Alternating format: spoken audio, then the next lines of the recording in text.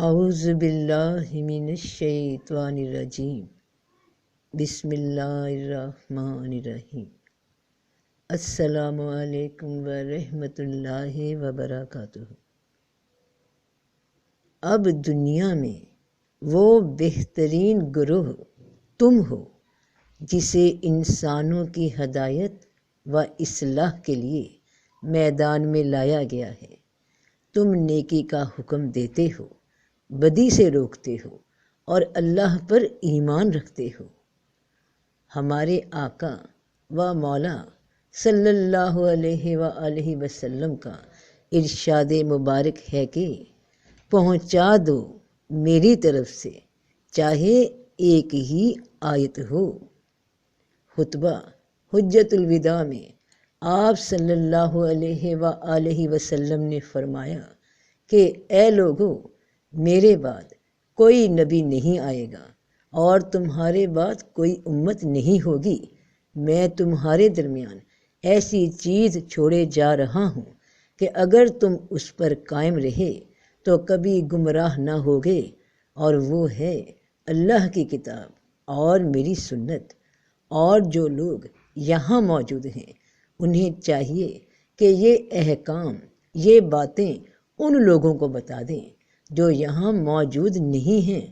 تو یہ نصیحت، یہ وصیت ہمارے رسول پاک صلی اللہ علیہ وآلہ وسلم اپنے ہر امتی کو فرما کر گئے ہیں۔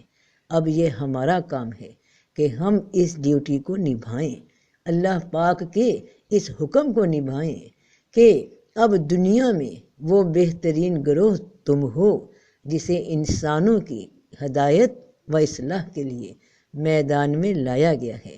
اور اسی حوالے سے حضرت واصف علی واصف رحمۃ اللہ نے اپنی کتاب کرن کرن سورج میں فرمایا کہ اب کسی نبی نے دنیا میں نہیں آنا، لہٰذا دین کی تبلیغ کی عظیم ذمہ داری ہم سب پر ہے۔ اپنی اصلاح کے بعد یہی امت دنیا کی اصلاح کرے۔ رسول اللہ صلی اللہ علیہ وآلہ وسلم نے جب حضرت معاذ بن جبل رضی اللہ عنہ کو یمن کا گورنر بنا کر بھیجا تو ان سے پوچھا، اے معاذ، تم مسائل و مقدمات میں کس طرح فیصلہ کرو گے؟ انہوں نے عرض کیا، میں اللہ کی کتاب سے فیصلہ کروں گا۔ آپ صلی اللہ علیہ وآلہ وسلم نے پوچھا، اگر تم اللہ کی کتاب میں نہ پا سکے تو؟ حضرت معاذ رضی اللہ تعالیٰ عنہ نے عرض کیا، میں سنت رسول سے فیصلہ کروں گا۔ آپ صلی اللہ علیہ وآلہ وسلم نے فرمایا، اگر تم کتاب و سنت دونوں میں حل نہ پاؤ تو؟ انہوں نے عرض کیا، میں اپنی رائے سے اجتہاد کروں گا اور حقیقت تک پہنچنے میں کوئی کوتاہی نہیں کروں گا۔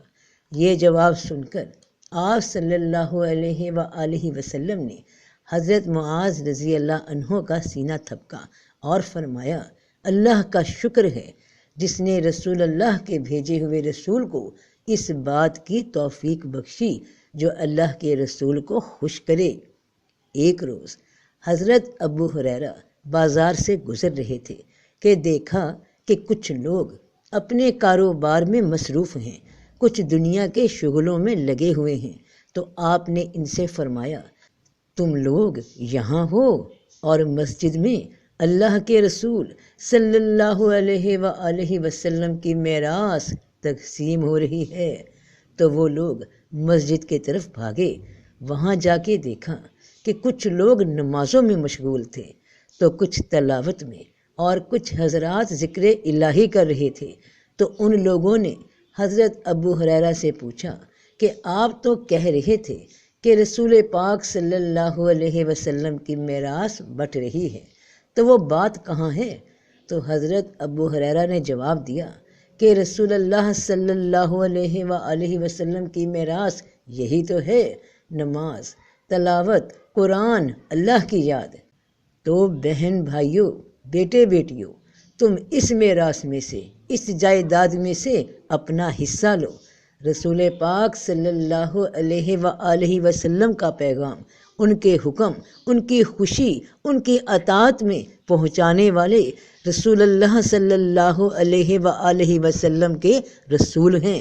تو یہ ڈیوٹی ہر مسلمان کو دی گئی ہے، اور جس ڈیوٹی کو ادا کرنے سے میرا رب راضی، میرا رسول راضی، تو اس سے بڑھ کر اور کیا طلب ہوگی، اور کیا خواہش ہوگی، اور کیا سعادت ہوگی۔